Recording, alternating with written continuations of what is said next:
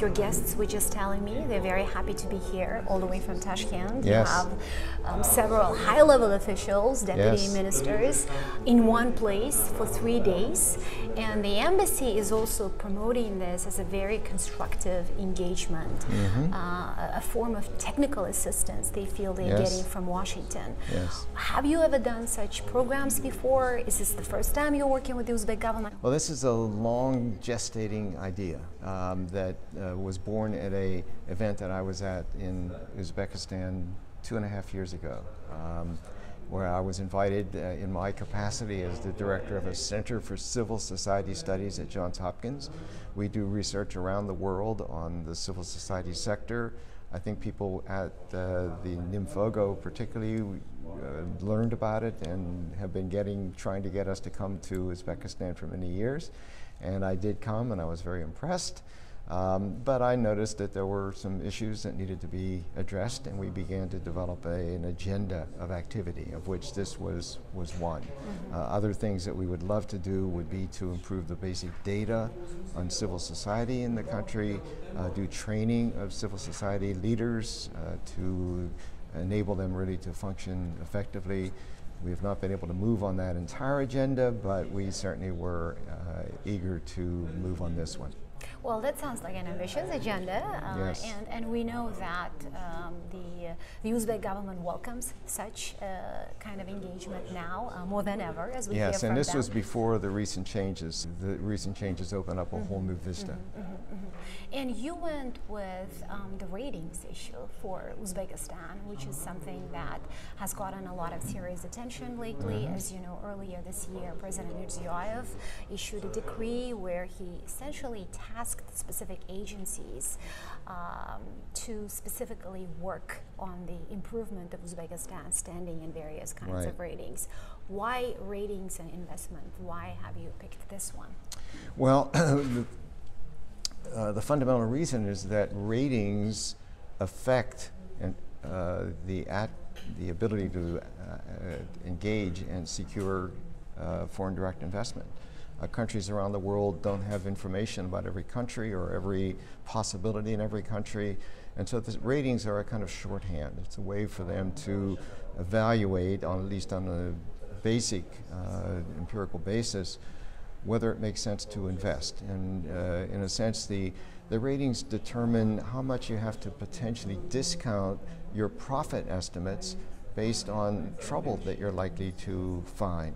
And so if the risks are very high, you have to have enormous profits. And if you look around the countries of the world who may be a site for your investment, you may find one with a lower rating, therefore a lower risk, therefore more reasonable profit possibilities. So there's a pretty strong scientific basis for that expectation, and we have now gotten some empirical data that really does support that investors do pay attention to this.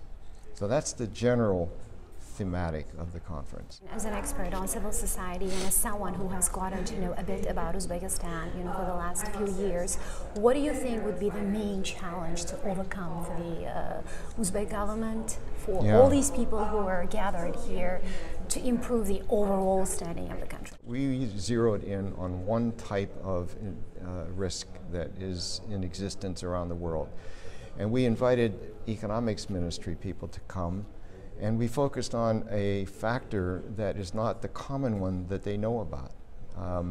They tend to focus on macroeconomic issues, they tend to focus on workforce capability, they focus on a whole variety of economics measures, and if you sort out all the problems across the ministries based on what the ministry is doing, there are huge gaps.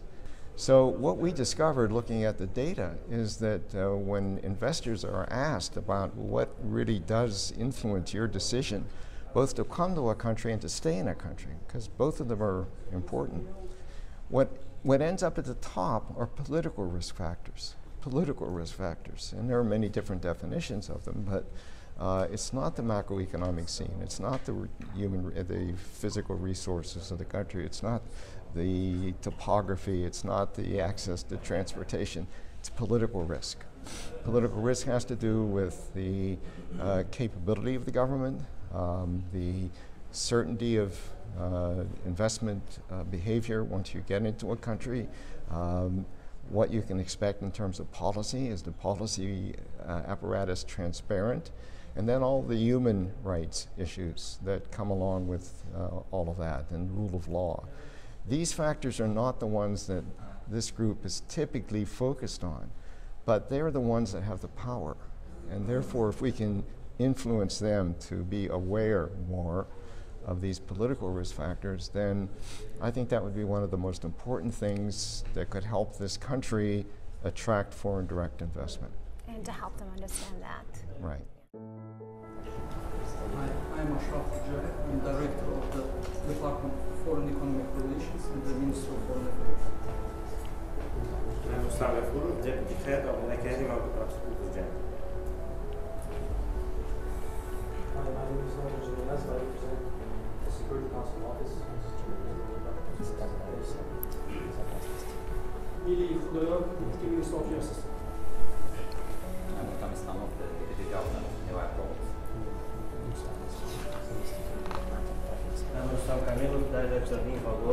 This is Independent Institute for Monitoring Civil Society.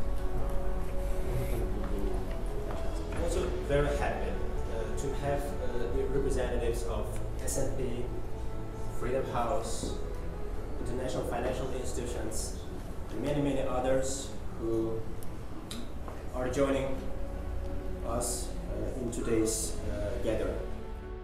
Attracting foreign direct investments, so along with issues related to struggling with corruption, ensuring rule of law, providing transparency and openness, have been defined as a top priority for the current government of Uzbekistan.